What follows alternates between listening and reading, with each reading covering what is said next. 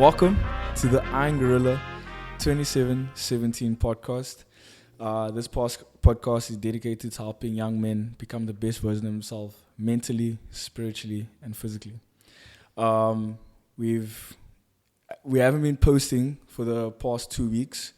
There's been big things happening. We've been busy with the Brotherhood Camp. There's more content coming along from that. It's been a great experience, just seeing and being around an environment of men that are like-minded and want to become the best version of themselves, literally, from different communities has been a really eye-opening opportunity and experience for myself.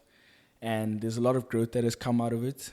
And really hope that it's going to inspire more people to become part of this community that we're building with the Brotherhood, and also with Iron Gorilla as well. And what better way to have the next podcast with one of our guests who's actually part of the curriculum or module that we actually used in the camps. So without further ado, Marko. Hello, friends. Hey, Bongi. Marko helped us with one of the leadership camps that we had at Iron Gorilla, or not at Iron Gorilla, but with the Brotherhood. And he helped us really paint the vision and kind of put the first couple of footsteps along what journey we want to have with the Brotherhood. And I'm excited to have you. I hope this conversation is going to be a great one. And so for those that don't know who Marko is, can you maybe give them maybe a 1-minute intro? That's who we are. Yeah, it's a joy to be here. I really enjoyed that camp with you guys. I remember a lot of good eating, a lot of food. Yeah, the meat. That's right. I'm a father, married to Maxie, 18 years this year. Congrats. We became parents quite late in our lives, in our 40s. We've got twins, 2 beautiful girls. Mm-hmm. It has been both the most fun and toughest thing we've ever done in our lives. And then trained as an architect, but the last 10 years, the Lord has moved me into working with communities around leadership development, specifically in cities, and that's becoming something of a passion. That's how God develops leaders over their lifetime. And I guess that's how we connected, that mutual passion for growth and the development of leaders. So on your journey, how did you actually become a leader, or how did your walk with Christ actually kind of begin, if you can start off there? Man, that's a good question. Multiple faithful leaders, men and women that poured into my life, for sure, over the years. And then several encounters with Jesus that radically changed my life. I would say more recent was about 12 years ago. I remember working in a practice in Stellenbosch one night, chasing another 60-hour work week, crying out, saying, Lord, surely there must be more. I've always dreamed about living a life of purpose beyond myself, and really enjoy design, really enjoy the work, but I just felt, man, something was missing. Crying out for something more. And about a week later, I found myself at a party, and there was this American guy, long, tall, 6 foot something, gray-haired guy. He took an interest in me and Max. He took us for coffee. He was such a good listener, asked our story, and he started discipling us, started pointing us to Jesus. At a party? At a party, man. Okay. I'll never forget it. Huh? Was this like a birthday party? Okay. Yeah. And we just fell in love with Jesus, with his church, with his mission. I remember this guy's name is Floyd McClung. At one stage, he invited us to church. At first, we were hesitant. We weren't sure about that. He said, "Don't worry, guys. You'll like my church because it's called Chocolate Church." Chocolate Church. It's weird, right? What's that about? Chocolate Church because it's always sweet. And, okay. And it was amazing. It was simple, but it was redemptive. It was fantastic. And so we just, Floyd was the first one to challenge us to actually go to the Middle East and go and stay there for a season. Okay. But so I would say significant encounters with Jesus, and then men and women that took the time to take an interest in our lives Mm-hmm. and to walk a road with us over a long period of time. Okay, so there was basically a group around you that was like-minded, and they kind of helped you and guided you on that journey. Absolutely. So you spent time in the Middle East. How was that? Incredible, man. Incredible. One of the biggest gifts we've ever received is to live.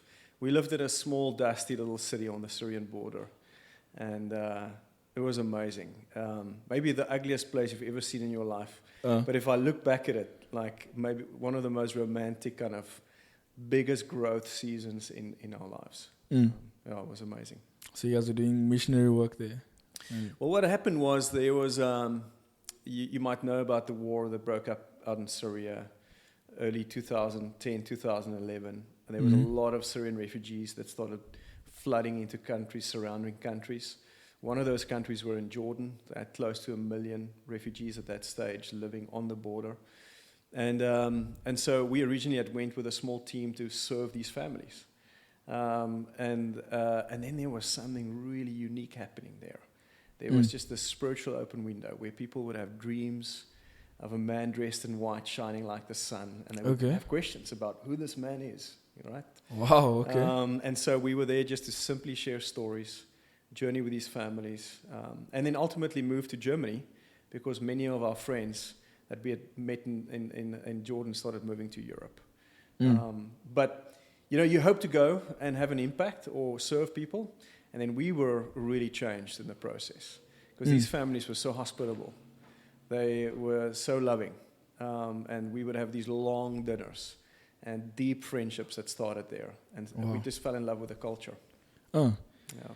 Wow, it's so crazy how sometimes, like, in this journey, especially, like, with God, you don't realize it, but He literally sits down your, like, basically, in every step that you take is already there. Yeah. Because you didn't have to tell them who it was. They had those dreams already, and it was just like telling them who it was and kind of putting it into perspective, with everything that's happening with them. Yeah, exactly. Wow, that's amazing. Yeah, exactly. So, around this time, were you already with you said 2Go or what? What was the 248? 248, yes. No, we met up with the 248 team. 2017, we were working in Hamburg, which is a city in northern Germany, very big city. And we were living amongst and working with a lot of Middle Eastern families that had moved to the city. And then also started making a lot of German friends in the city that shared this, our passion. But we realized in working in the city, there was different challenges to working in a rural area. There wasn't a lot of people that could answer the questions we had. And when I met 248, they'd been working in cities for close to 20 years. And these guys were just able to coach and mentor us. And we were able to apply the stuff that they taught us. And so that's where the relationship started. Oh, so who exactly is 248? Like, for someone who doesn't know, how would you describe that organization? Yeah. So 248, right? Multiplication. Oh, okay. Growth. I see. Okay. Growth, Okay. growth. Yeah. We see everything healthy in God's kingdom grow. Healthy disciples make disciples. Healthy leaders develop leaders. Healthy teams start teams. Healthy churches plant more churches. In God's kingdom, things grow. And so 248 is a small team, 6 people. It's what we call a catalyst team. So a catalyst helps start things, but they're not visible. So we don't want to be visible. We don't want to grow a large network. We don't necessarily want to be seen. We just simply serve leaders that are doing incredible work. So at the moment, I have the privilege of working with about 18 leaders in different cities that's engaged in discipleship and community transformation. And we try and serve those leaders as best we can in the work that they do. But what makes the team unique is our focus on cities. And so we see rapid urbanization across the globe. Most people are moving to cities, and the cities are fractured. People feel isolated. They feel overwhelmed by the tempo of life, of busyness. And a lot of families experience a huge amount of brokenness. And how can we serve these communities? The city has got a different type of complexity. than a lot of the rural communities have. And so we just think and pray about that a lot. And I think that's actually like, there's a big need for those type of solutions, those type of conversations as well. Yeah. You know, especially in South Africa, I'd say. What projects are you guys running this side? Or Yeah, so one of the things I'm really excited about is a movement of Kasi leaders. It's called Kasi. It's led by a guy called Luiso up in Motherwell. And these guys are creative, man.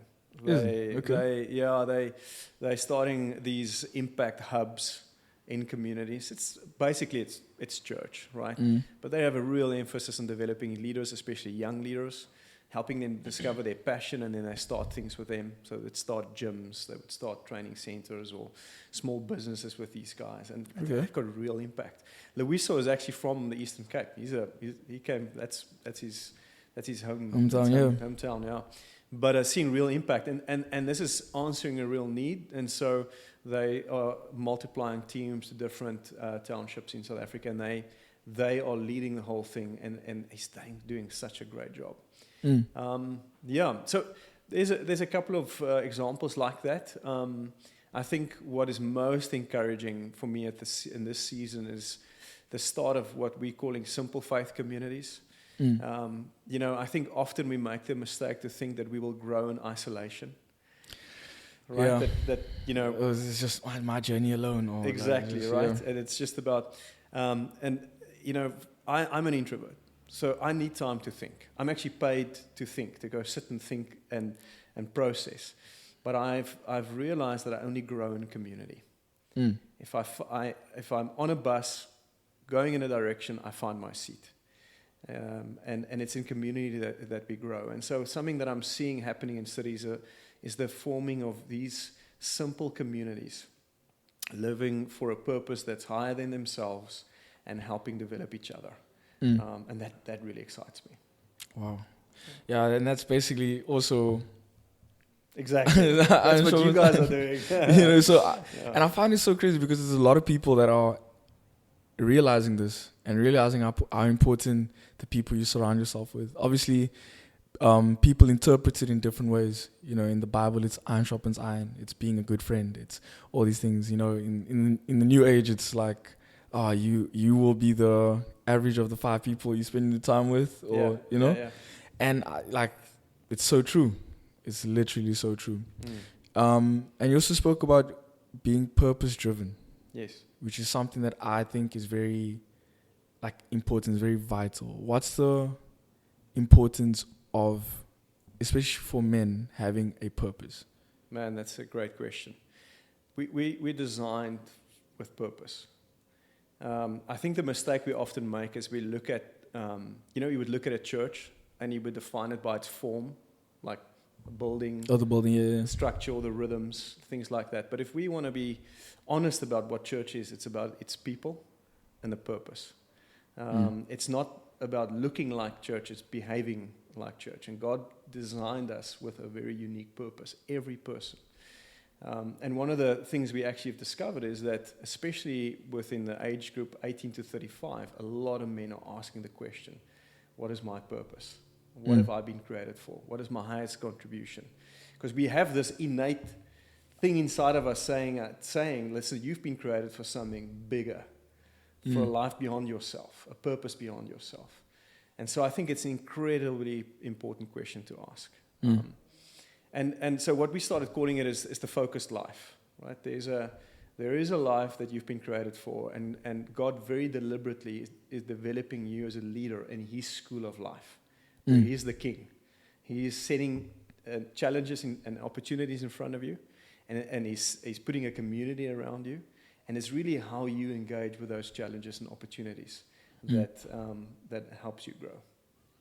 Okay, so then along that, one of the initiatives that you guys took is creating Quest. Yeah. So walk me through the beginning and the origins of that. Yeah, cool. So I then, since Hamburg, had joined a small team called 2 for 8, and the guy leading it, his name is David Broodryk, And Quest started through a friendship with him and a guy in Durban that he met in a coffee shop, a young guy. And they just started a friendship. Quest kind of started through these conversations. So this young man was asking questions around purpose. And so David just started praying into that, writing questions, writing simple exercises they can do to help his new friend discover his purpose. And it had legs. So this young guy started handing it out to his friends. He started coaching his friends in this. Oh. And then we as a team worked on developing Quest as a simple tool that you could use to serve teams and leaders. And Quest now is in several countries, being translated into different languages, because it's obviously answering a real need. And those are the things that work. It's not us sitting somewhere in a room gathering a bunch of abstract theoretical ideas and putting it in a book. It's like it has to be grounded in something that's to be real. Right? Yeah. So it started with this friendship between David and this young guy. And that friendship's continuing. He's actually now a young leader, leading a couple of things in Durban.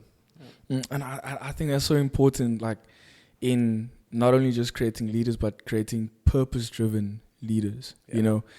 And I noticed from going through the Quest module, for context, we actually used it as a point of reference during the Brotherhood camp.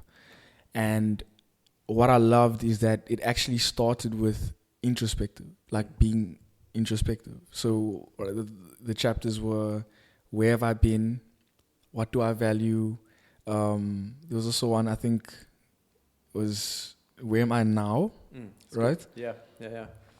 So and where am I going? And where am I going? Yeah. Right? So I like the way it was just put together with starting from, okay, what am I doing wrong? Where's there a misstep?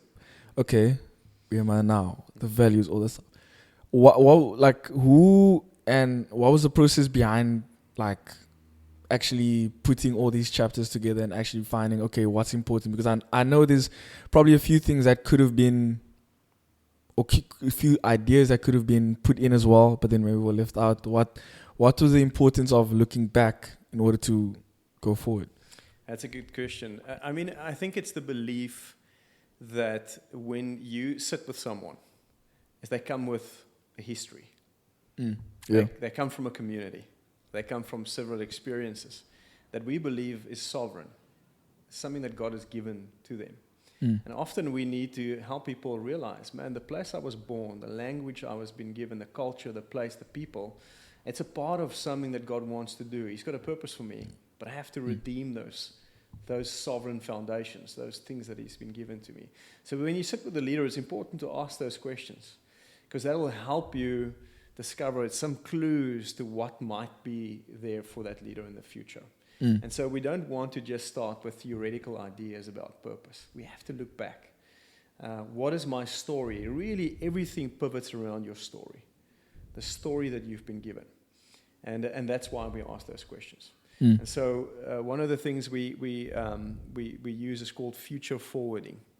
Okay. Right? So it's discovering what you've learned through your story and your past. Yeah.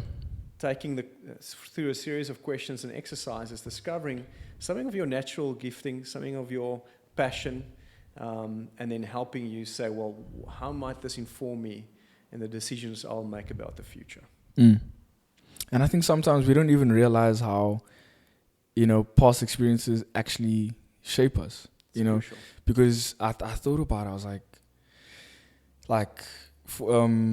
they spoke, so going into a bit of detail, because I did it so recently, so it's kind of fresh, but it was good and it was positive and negative experiences. And then I'm like, oh, so this is why I have kind of a negative outlook on alcohol, for instance, or this is why I have such a positive outlook on gym and all those things. And I think as men, we don't ever sit down and actually listen to our thoughts, number one, and actually be in silence. Yeah. Yeah. Why do you think that is? Like, especially as young men, it's always quick. Everything's just quick, and then life kind of just happens to us, and we're like, oh, I'm here now. Yeah, that's very good. Why do you think that is? I mean, I think it's such a good question, and it's probably it's quite complex. I don't think it's just one answer or idea that can address it. But I totally agree with you. I think one of the biggest challenges we face is distractedness. Ooh. So people feel distracted and they feel disconnected to their story, right? Yeah. And the one of the major issues is men.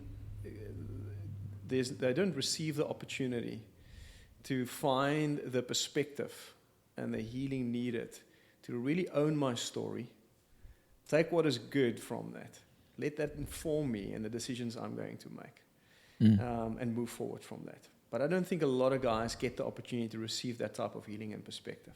And sharing your story, the pain and the good, and discovering the golden thread that's going to lead you into the future is so important. It's incredible. There's a study that shows that showed that if we were to have a conversation with each other, and you would take the time just deeply listen to my story, and ask good questions, and accept me with my story and everything, that attachment that we form gives me the opportunity to create new neurological pathways towards healing. Oh, actually, okay. So telling your story and finding perspective and finding healing about who you are and your identity and what that might mean for the future actually helps you create new pathways for growth. But distractedness keeps us away from that process, right? We just find stuff to fill up just keep our minds away from those difficult ideas or thoughts that keeps on bugging us. And so doing exactly what you just said is having a discipline for time of reflection, time for thinking and writing, and learning is incredibly important. So, and this is part of the city. The city it's got so much noise, man. There's so many opportunities, right? There's constant input. For real. There's so many different things to distract you, right? It's one of the biggest enemies we have for growth today. So living the focused life is finding those specific roles that you've been given. You discover that through your story and really allowing time for that to foster, to flourish and to grow. Yeah. So how does the focused life actually look? Yeah, so I mean, you just touched on this, and we had a conversation about this briefly. If you don't prioritize your life, somebody else will. Okay. If you don't prioritize your life, somebody else will. There's constant. Just look at media and marketing, the infinite scroll. Yeah. Right. Everything is designed for your to attention, to grab your attention. And so if you don't discern and find out what are the things that is important that God has given you, that is in your hands, and work on those things, whatever is shouting loudest at you will pull your attention away, right? So the focused life is discovering what is your God-given roles and then being very intentional in growing and living that out. It is also understanding that there is a purpose designed for you. There's a path to walk. And we've got a good Father that is invested in us to grow.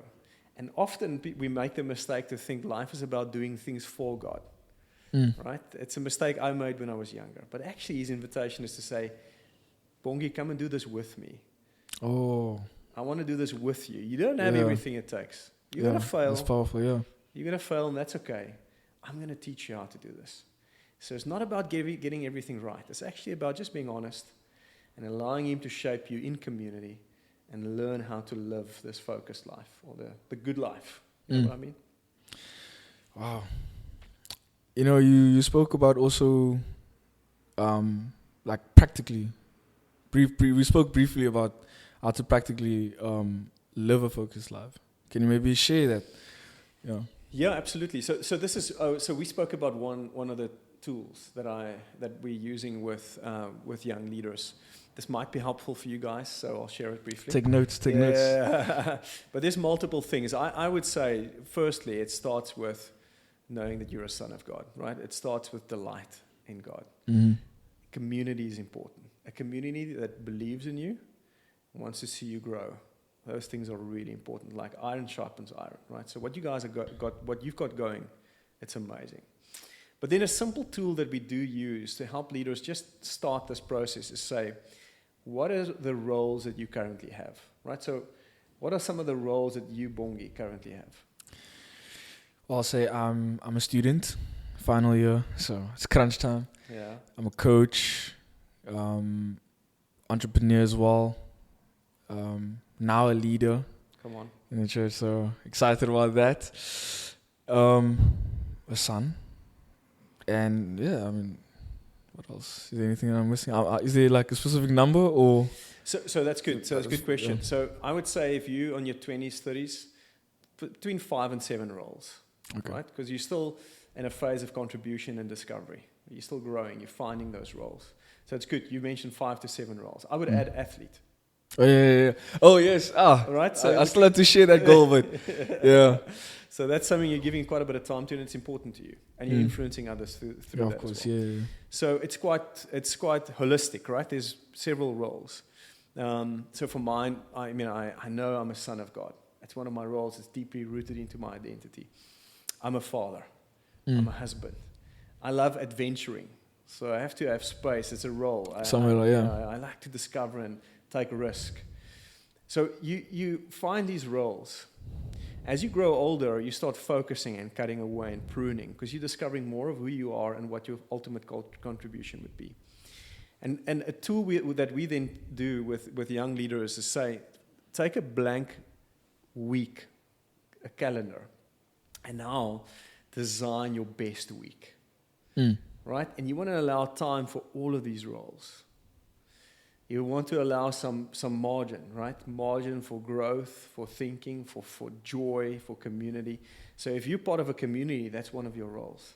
You want to allow for those things. If you're saying, man, I'm a son of God, I want to allow time for what does that mean to grow in that? I'm an athlete. So what does that mean? Every second day or every day, a couple of hours in the gym or doing something else. And you design your best week. And what we then do is at the end of the week, either in relationship with someone or in your team, you look at that week and you say, well, let's look at this last week. Do I need to adjust anything? We don't want to be legalistic. This is a tool. This thing is not designed so that you serve it. It's to serve you, right? Yeah. And so you just constantly work on defining what your best week could look like. And then you can go further. You say, well, I've got goals for this month. Or rhythms for this year that I actually want to practice. And so the idea here is to simply help us focus on those things that are in our hands in this season so we're not distracted. Wow, I think that's really powerful. If someone were actually listening to that, so I'm just thinking as myself. So maybe sitting down. Okay, I use Google Calendar. Yeah, right? That's my maybe sitting down a certain amount of hours for each role. Exactly. And then obviously prioritizing. Would there be a list of priorities? Yeah, so it's as simple as that. Based on like this month I'm achieving this, so I'm prioritizing this role? That's right. Or okay. Yeah. So you have to prioritize your role. So I want to be, I'm a husband to Maxie, right? That requires time. So I want to be creative. What would that look like? Often it doesn't just mean, man, I want to create time in the week for a date with her, but I want to do that. But what is important for Maxie? Maxie also needs to develop as a leader. So I plan time in the week where I take the kids and she can be alone, spend some time reading or developing herself. So what are things that you can do to develop in those roles? Paul Oosthuizen actually got me into some compound training, like strength training, right? So I started doing this now. Every second day, I'm in the gym. And I'm having so much fun with this. It's amazing. But I now planned in 2 hours every second day in the mornings. I block out and I go to a place where there's a co-working space and a gym. I can work from there the whole day. I can take a break and I go and go exercise and go back and I do some work. So you want to schedule in those different roles into your week and assign hours to it, Jeez. And you mentioned actually being a good husband. I don't know about a good husband. You have to ask Maxi. I don't know if that's true, man. Let's say I want to be. But I mean, like, a lot of people, especially I'd say my age, we have this idea, kind of not Disney but movie idea of what marriage is. Yeah. You know, no one ever thinks I'm gonna schedule time, you know, for my wife, or like actually thinking of things from the point of I need to give her time to actually develop her faith and, you know, just being alone, all that stuff. Like, those are things that I also listen to. I'm like, oh, I didn't think, you know, especially speaking with Paul, and then I'm like, oh wow, once you think of things, especially in marriage, you there to serve. Come on. You know, like that's like one of the main roles, like serving. So like, for you, how is, well, first of all, marriage shaped your life, and then obviously now afterwards having kids as well. How's it shaped your life, and as well as a leader? How would you say? Man. It has been one of I'm sure it's a roller coaster. Listen, dude. No, this, you know, we became parents quite late, right, in our 40s. As an absolute miracle how it happened. But it's, and I had thought, man, I had sorted out some things in my character until the twins arrived. And I realized there's a lot of work here. No, it's an absolute privilege. If you ever get the opportunity to be in a relationship, long-term committed relationship like this, it's an opportunity for growth. It's incredible. It's a gift. And then to be a father is an absolute joy. It is an absolute joy. You know, a mentor said to me, because I could be quite task-oriented. I'm an entrepreneur at heart, so I like starting things. And I would always think, man, the mission is out there. You know, I have to do something to impact something. And then he challenged me when the twins arrived, and he said, they're not in the way of you achieving things. Your wife's not in the way of you doing stuff and achieving things. Oh. They are the way. It starts at home. It starts, and then the rest of the stuff would be added. And it's honestly like that, man. When it's healthy at home, when it's joyful, when we feel deep connection, I can see it just kind of rippling out around us. When it's tough at home, and I don't feel like I'm on secure ground, I can't go into the world with that same type of confidence. Does it make sense? So it just starts at home, and it's an absolute joy. And it's shaping me a lot, man. It's shaping me in the way that I approach relationships with people and leaders and teams. Yeah. Because especially, I think, being a father is like, it's serious. It's serious business, you know, like, you know, you have a big responsibility, and especially also as a man, like being a protector. Yeah. You know, being a role model, being all these things for the kids. You said 2 daughters, twins. Yeah. Oh. Yeah. How's that been? Especially, tell us about that. How's that been, you know? Especially with girls, you know, like raising girls as well. Like, yeah. And it's totally different to raising boys, because we have got a couple of friends around us with sons, and it's a different story. No, so you know, it's interesting. Like, I have a wonderful father. We did have a challenging relationship growing up. We've absolutely reconciled it, and we're building our friendship. But there's some things that happen in the home, and obviously I played a role in that. I was quite rebellious at one stage, but we struggled in our relationship, and there's things that happened that I just didn't agree with, right, growing up, that I did not want to give to my daughters.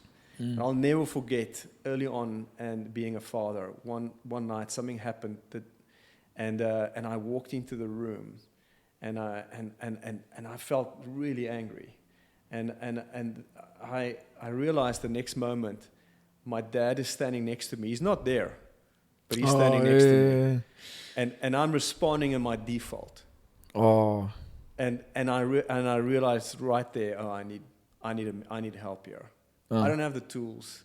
I know where I want to go, but good intention is not enough, man. I have the intention of being a good father. It's different to actually being present. And it takes quite a bit of work, right? It's like going to the gym.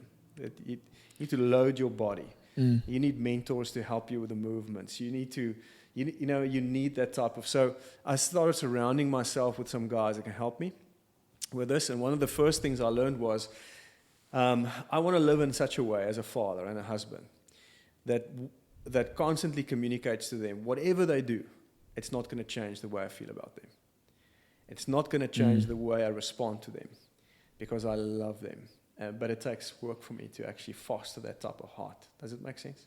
Yeah, for sure. So I want to be the type of father where there's deep connection with them and deep relationship with them, because I only have a short amount of time where I have a lot of influence in their lives. When they're 13, 14, 15, they start giving me influence. I don't have that influence anymore. And by at that stage, I want a deep friendship or relationship with them. I still am the father. Obviously, authority figure, right? But how do I foster that type of attachment is a question I'm asking a lot at the moment. So like in that time, you spoke about influence. Excuse me. What are maybe 3 values that you would say that you want to instill into them? That's good, man. Yeah. That's good. So, I mean, obviously a love for Jesus, right? So I've tried a lot of stuff in my life. I've not found a better path. And I believe, like, if you were interviewing Jesus today, and you would ask him, and you would present different paths of living. If you could find a better way of living than what he presented us, he would probably tell you, go and do that, right? But I've not found a better path. So I definitely want to help them discover that path. And it's not religion, but that's the one thing. I think the second thing would be joy. I just see people grow in an atmosphere of joy. I want them to be joy-filled.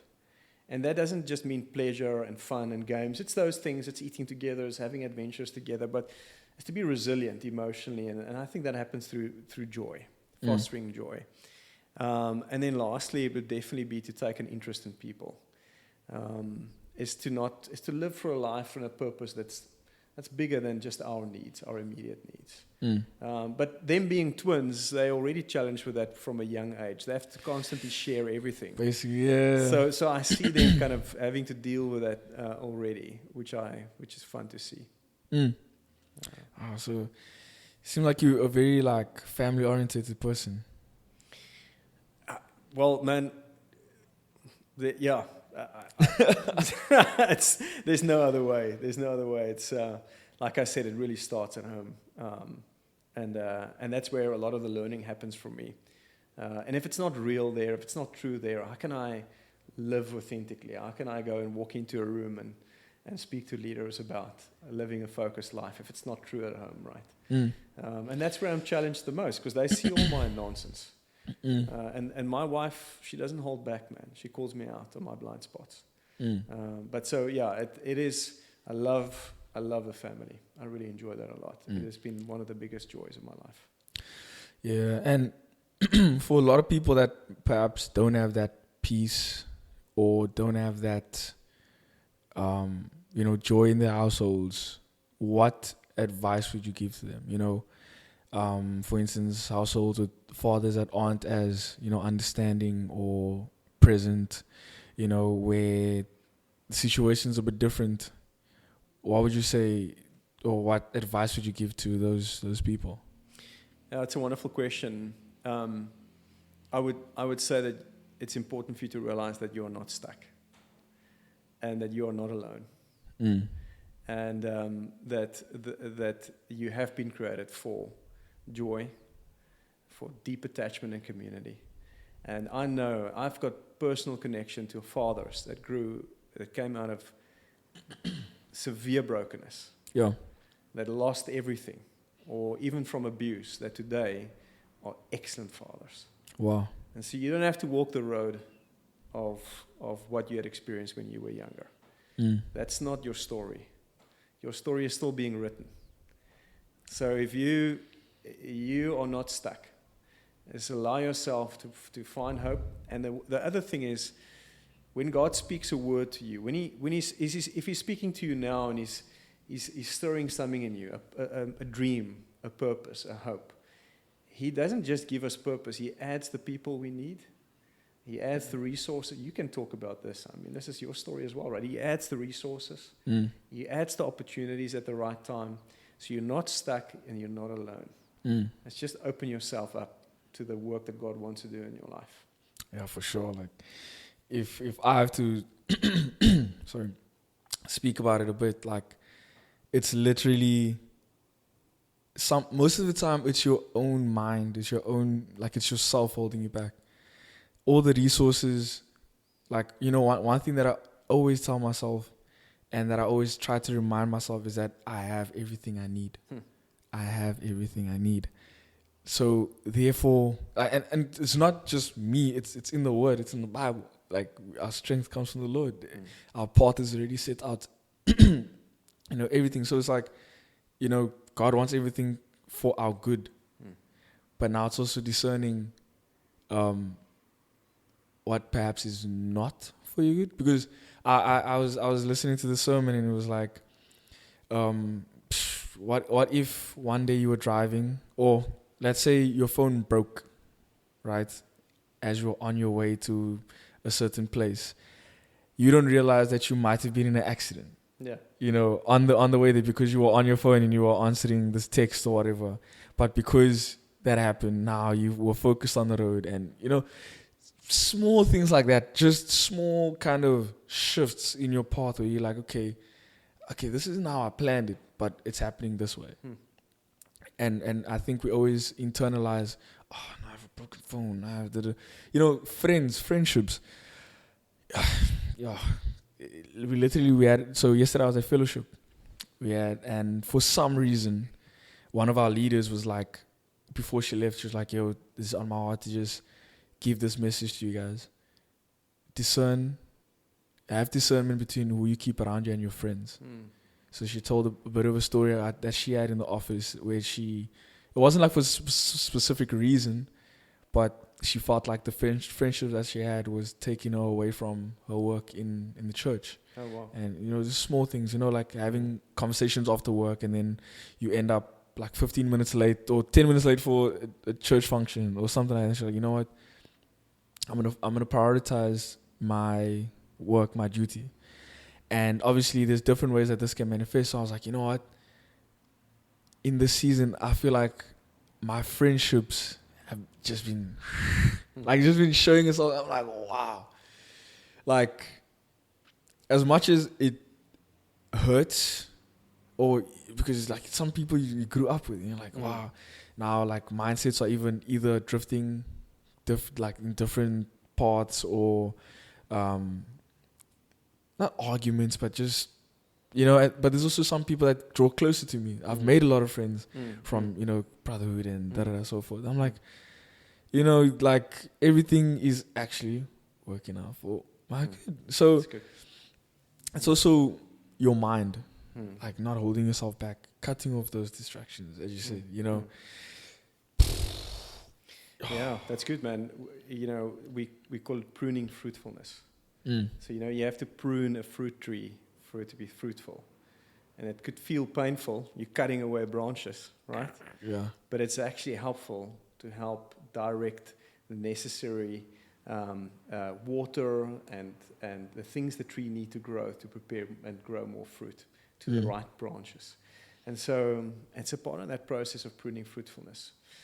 The question is, what do you have in your hands at the moment? So sometimes we live in this idealistic kind of, I hear a lot of young people say today, man, I want to be an influencer. I'm going to be a content creator. I'm going to be, but it might be true, but often it's not close to their current reality. The question is what is in your hands now? Because everybody of us, we have something in our hands at the moment. An opportunity, a relationship, a role that you have, a responsibility. And it's only those things that we can actually grow and multiply. Yeah. So what is in your hands? Like you've been speaking about these relationships or these friendships and leaders Mm. or the brotherhood, different opportunities.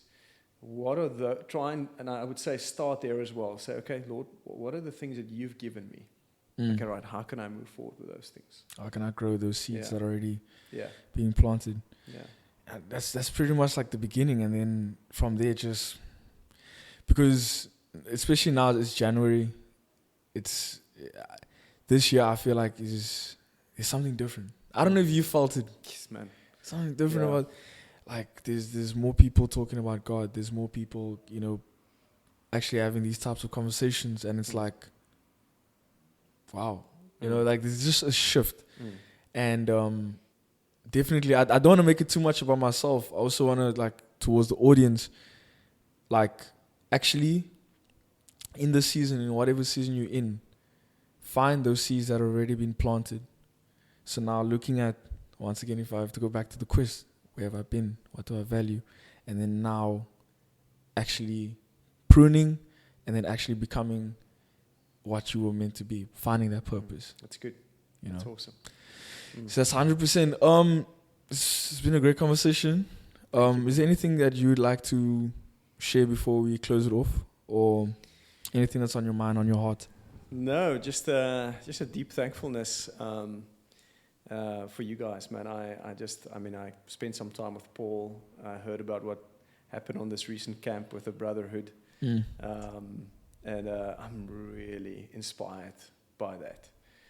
So good job. Just a huge amount of thankfulness, and really enjoy this type of conversation and the questions. Let's continue growing and learning together. Thank you for having me.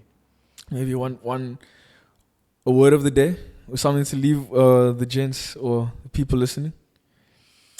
Or maybe your favorite quote. Ooh. My favorite quote. Oh, that's interesting. Yeah. Well, something I'm thinking about it and practicing a lot now is that we were designed to grow in an atmosphere of joy. That we've been created for joy, and it's deeper than pleasure and just simply fun. It's deep relationships. It's community. That this is what you've been designed for. So how do we create joyful belonging in community? How do we do that together? I think it's got something to do with the honest conversations we have and the way we invest with each other. So I would say, in this season, practice joy, man. How do we do that? Glory to that, man. But anyway, thank you so much, Marko, for your time. Thank you for coming on the podcast. I hope you guys have learned something from this conversation. Please comment down below if you like. Actually, maybe we can do something for the audience. Just came to my mind now. Would it be possible for us to share the quiz? Absolutely. Module? Yeah. So definitely, if you're interested, you can comment the word quiz down below, and we'll definitely be in touch with you guys, send you guys, because it's very impactful. For free, we'll send it to you guys. And thank you so much. Thank you for everybody listening. If you liked so far, please like, comment, share, subscribe, and we'll see you guys in the next one. And always remember, iron sharpens iron.